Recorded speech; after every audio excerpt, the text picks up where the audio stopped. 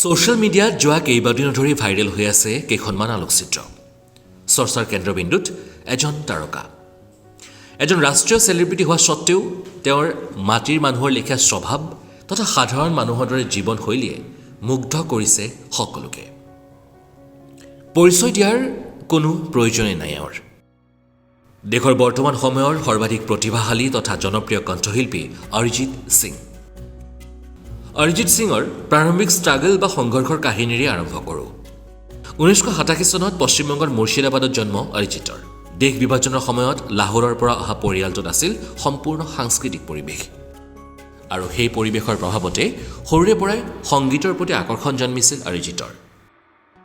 গুৰু ৰাজেন্দ্ৰ প্ৰসাদ হাজাৰীৰ উপদেশতেই 2005 চনত reality show' fame গুৰুকুলত ভাগ লয় অৰিজিতে বয়স তেতিয়া 18 বছৰ কিন্তু দৰ্শকৰ ভোটত প্ৰতিযোগিতাৰ পৰা আঁতৰ হ'বলগীয়া হয় অৰিজিত পিছে সেই প্ৰতিযোগিতাত নিজৰ প্ৰতিভাৰ উমান দিয়া অৰিজিতক সঞ্জয় লীলা ভাঞ্চালীয়ে তেওঁৰ সাৱৰিয়া ছবিত আৰু টিপছৰ প্ৰমুখ কুমাৰ তৰানীয়ে এটি এলবামত গীত গাবলৈ সুযোগ দিয়ে কিন্তু দুৰ্ভাগ্যজনকভাৱে সেই গীতসমূহে পাছলৈ মুক্তিয়ে লাভ নকৰিলে ইয়াৰ পাছত 2006 চনত 10 কে 10 লেগে দিল শীৰ্ষক ৰিয়েলিটি শ্ব'ত ভাগ লয় অৰিজিতে বিজয়ী হোৱাৰ সুবাদত লাভ কৰে 10 লাখ টকা আৰু সেই টকাৰে গঢ়ি লয় এটি নিজা ষ্টুডিঅ' সফলতাৰ বাবে বাট চাবলগীয়া হয় দীৰ্ঘদিন এই মাজৰ সময়খিনিত খৰচ উলিয়াবলৈ বিভিন্ন টিভি শ্ব'জ জিংগল আদিত সংগীতৰ কাম কৰিবলৈ লয় অৰিজিতে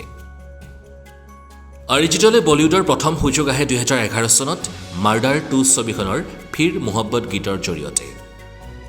কিন্তু সেই গীতটি জনপ্ৰিয় হ'লেও অৰিজিৎ সিং চিনাকি নাম হৈ পৰে আশিকি 2 ছবিখনৰ তুম হি হো গীতটিৰ জৰিয়তেহে যি গীতটি হয়তো আপোনাৰো প্ৰিয় তাৰ পাছৰ পৰা আৰু উভতি চাবলগীয়া নহ'ল অৰিজিতে বলিউডৰ উপৰি বাংলা তথা দক্ষিণ ভাৰতৰ ছবিতো ধাৰাবাহিকভাৱে কাম কৰি গ'ল অৰিজিতে দেশৰ অন্যতম জনপ্ৰিয় এগৰাকী শিল্পীয়ে লাভ কৰিলে 6টাকৈ ফিল্মফেয়াৰ বহু ৰাষ্ট্ৰীয় আন্তঃৰাষ্ট্ৰীয় বঁটা বহু সন্মান আৰু আজিৰ তাৰিখত বলিউডৰ আটাইতকৈ বেছি মাননি লাভ কৰা শিল্পীসকলৰ অন্যতম অৰিজিত ছবিৰ একোটা গীতত 20 লাখতকৈ অধিক তথা একোখন মঞ্চত 2 কোটিতকৈ অধিক মাননি লাভ কৰে আজি অৰিজিতে ফৰ্বছৰ 100 জন চেলিব্ৰিটি তালিকাত জিলিকা এজনেই অৰিজিৎ সিং এতিয়া পুনৰ উভতি আহিছোঁ মূল প্ৰসংগলৈ এনে এজন তাৰকাক এনে এটা ৰূপত আপুনি কল্পনা কৰিব পাৰেনে কোনজন চেলিব্ৰিটিক এনেকৈ আন অভিভাৱকৰ সৈতে আপুনি শাৰী পুৰাই সন্তানৰ বাবে অপেক্ষা কৰা দেখিছেনে কোনোবা চেলিব্ৰিটিক সাধাৰণ পোছাকত চেণ্ডেল এযোৰ পিন্ধি স্কুলৰ বাহিৰত এইদৰে অপেক্ষা কৰা আৰু সেইবাবে ইমান চৰ্চা এই ছবিকেইখনক লৈ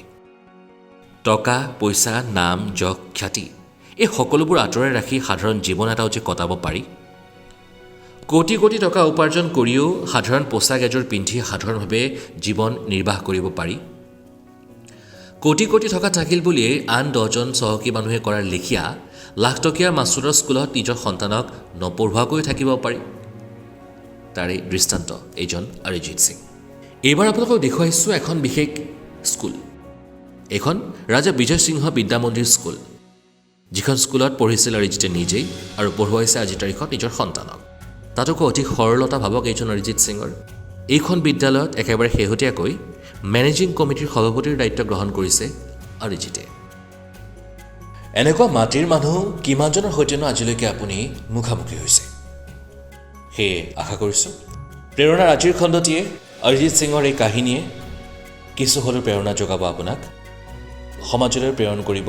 হ'লেও ইতিবাচক বাৰ্তা সেই আশাৰে বিদায় লৈছোঁ আজিৰ খণ্ডৰ পৰা পৰৱৰ্তী খণ্ডত আৰু এটি বিশেষ কাহিনীৰ সৈতে আৰু কোনো বিশেষ ব্যক্তিৰ সৈতে লগ পাম আপোনালোকক এতিয়ালৈ ভালে থাকক নমস্কাৰ